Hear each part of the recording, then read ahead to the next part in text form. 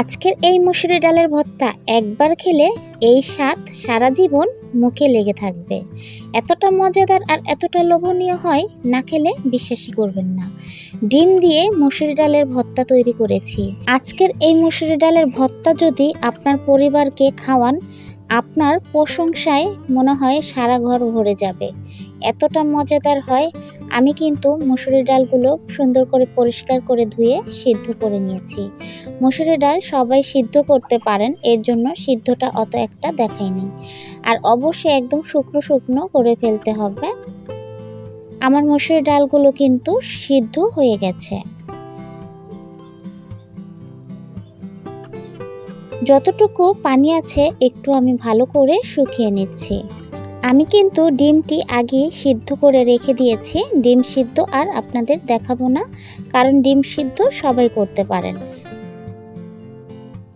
আজকের এই মসুরি ডালের ভর্তা আমি যেভাবে তৈরি করেছি, ছোট থেকে বড় সবাই পছন্দ করবে। গরুর মাংস, খাসির মাংস রেখে এই ভর্তা দিয়ে কিন্তু এক প্লেট ভাত নিমেষে শেষ করে দিতে পারবে, এতটা মজাদার হয়। আমি কিন্তু ডালের পানিটি ভালো করে শুকিয়ে নিয়েছি। আর মরিচগুলো কিন্তু আমি তেলে ভাজবো না, এমনিতেই শুধু শুকনো আমি ভেজে নিয়েছি। এইখানে আমি স্বাদ মতো শুকনো মরিচ নিয়ে নিয়েছি। যে যেমন ঝাল পছন্দ করেন, আপনারা যদি ঝাল বেশি পছন্দ করেন তাহলে বেশি ঝাল দিবেন।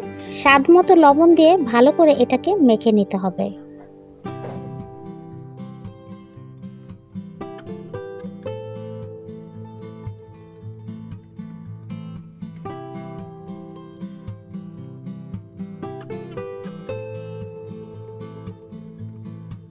ভালো মতো ডলে নিয়েছি। এখন কিন্তু আমি 2টার মতো পেঁয়াজ কুচি দিয়ে দিলাম।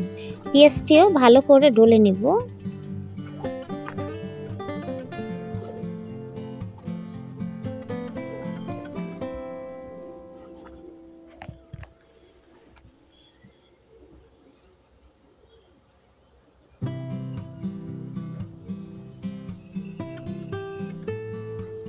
ভালো করে ডলে নিয়েছি। এখন কিন্তু আমি সেই মসুরি ডালগুলো দিয়ে দিব। মসুরি ডাল দিয়ে ভালো করে মেখে নেব।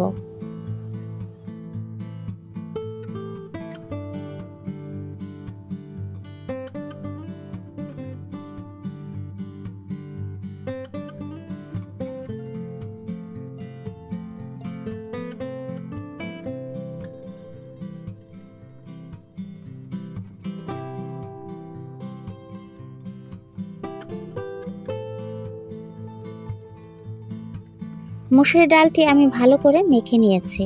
এখন আমি সেই ডিমটি কুচিয়ে নিয়েছি। বেশি পাতলা কিন্তু করিনি, একটু মোটা মোটা করে রেখেছি যাতে মুখে বাঁধে।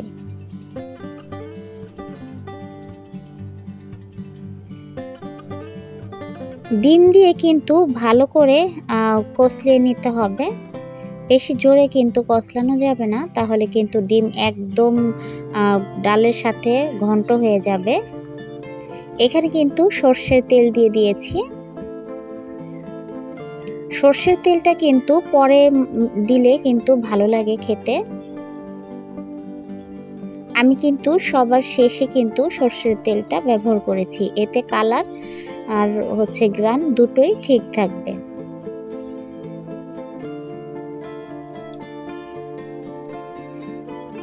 এখন সামান্য কয়েকটি ধনিয়া পাতা কুচি দিচ্ছি। ধনিয়া পাতাটা দিলে কিন্তু ডিমের একটি গন্ধ অত একটা আসে না। ধনিয়া পাতার খুব সুন্দর একটি ঘ্রাণ আসে। এই ভর্তাটি কিন্তু এতটা মজাদার হয়, না খেলে বিশ্বাসই করবেন না। এই ভর্তা যদি একবার তৈরি করেন, এভাবে করেই প্রতিবার ডালের ভর্তা তৈরি করবেন। মাছ মাংস রেখে এই ভর্তা দিয়ে এক প্লেট ভাত খেয়ে নেবেন। দেখুন আমার কিন্তু ভর্তা রেডি হয়ে গেছে।